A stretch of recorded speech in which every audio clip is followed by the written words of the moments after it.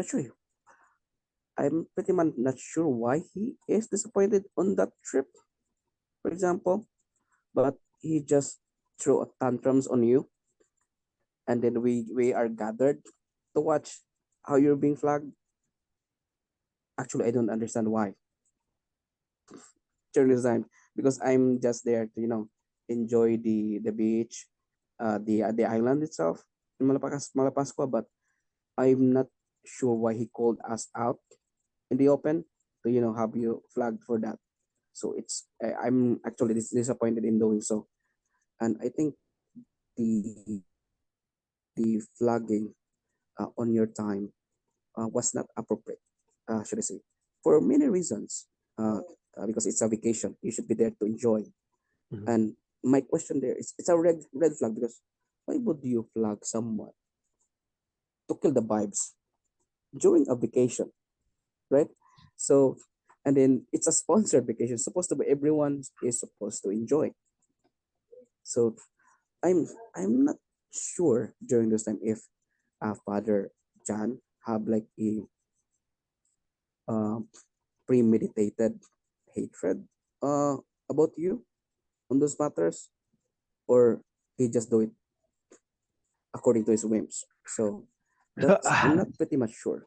So since you're bringing it up, and since you're a witness, and it brings more credibility. So what happened was, even before, I felt that Father so and so was jealous.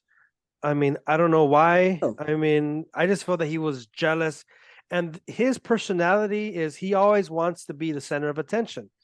He wants to be the life of the party, and he wants, oh, happy, happy. But if someone gets attention, he gets jealous. And I remember he was in the beach, swimming with the other brothers, and I was in my own crisis, because I shared with him before, like, hey, look, I'm having a struggles, and he would tell me, oh, you're acting like a gay person being weak, be a man.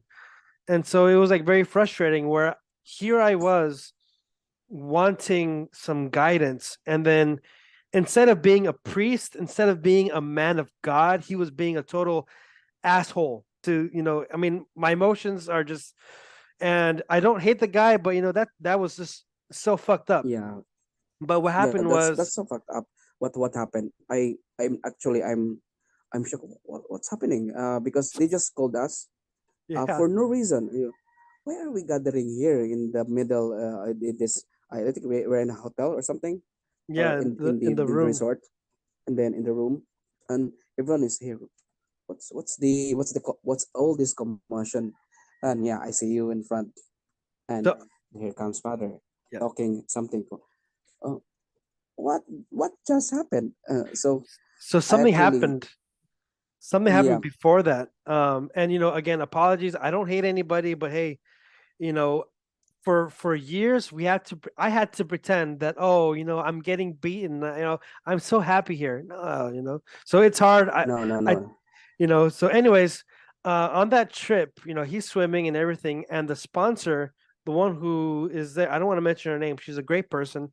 She's like, Mm, hey, I'm here with some the friends who are also working here at this place. Why don't you sit with us? And I'm so scared, because I know that if that priest sees me, he's going to say something. And she's like, come on, we have this pizza, and there's like 10 slices, and there's only three of us, and you can have a slice.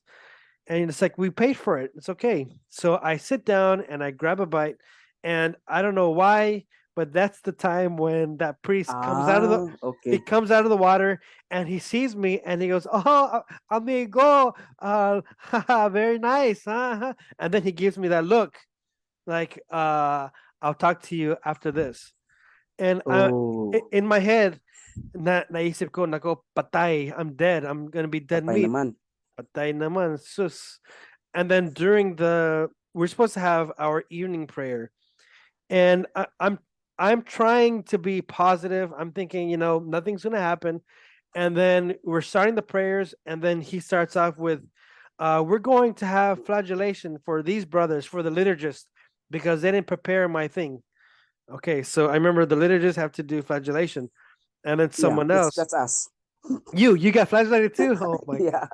Yeah, yeah, And then he goes, and last, brother Joseph, because my name at that time was brother Joseph, and he goes yep, for being disobedient and da da da. You're going to receive 50 lashes. And I got angry and I said, "Why the hell am I going to get lashes for? I didn't do anything." And then he goes, "You were doing your self will, self love." And and then yeah, and then I said, "But I didn't do anything wrong."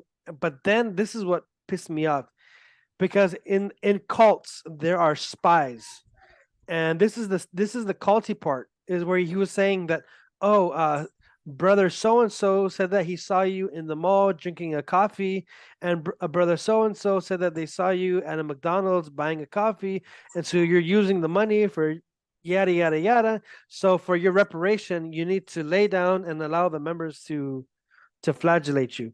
yeah. That's that part is really bad. Um, yeah, I actually I'm not sure why we're doing that. Pretty much everyone. So why are we flagellating Joseph for no reason? We we're in my mind during those times. Again, I'm just coming from the mission and flagellating someone for no reason. It's not a big deal, should I say? Uh, Buying food is good, but those for that reason, no, bad, bad, terrible. But Yeah. So you know what's funny, that the people who spied on me, I saw them at the McDonald's at the mall eating hamburgers, yeah, eating food, that's and hypocritical. and then I'm, oh, because it's a fasting day, like we established earlier, Monday, Wednesday, Fridays we do fasting of bread and water. So I went Mm, to the McDonald's and I bought a coffee, and that was it, and an apple pie, because I mean, I'm not gonna buy a hamburger, but I see these yeah. other people eating hamburgers and they're stuffing their face, and I'm thinking, why are you beating me? I didn't do anything wrong. Yep. You did not. And never did I have an apology from that person. And I pray for him, because I mean, I am so tempted to hate, but the idea of I have for the podcast is not to, for me personally, if someone wants to hate, that's your right, that's your choice. But for me, I don't want to give into it. But the reality is that temptation is always going to be there. It's there. And there's Yeah, never been a, it's there. It lingers every time. Believe and me, it's I'm there. surprised you remember. I thought no one remembered that. Oh, everyone remembers that. Um, yeah, it's a terrible experience. Yeah, because it's the I think we have here their Franklin, Father Franklin, Mhm. may rest in peace, and my batchmates for the second over here, of course. Um, and then yeah, I really feel bad during this time because that's because after the mission and seeing the community having those radical thoughts that are on my end because being a missionary you see the distinction between the good and the bad in the society because that is the exposure period and going back to the community seeing that it's inhuman, should I say. And yeah, that's something that should not be condoned when it comes to that because it's a terrible decision uh, uh, in a managerial level, especially you're handling this religious communities. It's pretty bad. So yeah, that one it leaves me up until this day. It gives me a bad taste to my mouth. Yeah, it's been hard, and people have told me, just move on, forget it happened, and it's hard. It's It's hard to easy. It's pretend. easy to say. Yep, it's easy Easy to to say. say. Yep, this podcast cannot cover everything that's been done by the community or what have been done in the community or what should be done in the community. There are a lot of stories with brothers. Um, every brother or sister that is part of that community has their own story. They are just silent, but I know some of that are listening this or will be listening to this podcast, and I'm encouraging them to go out from their closets um, in a positive way.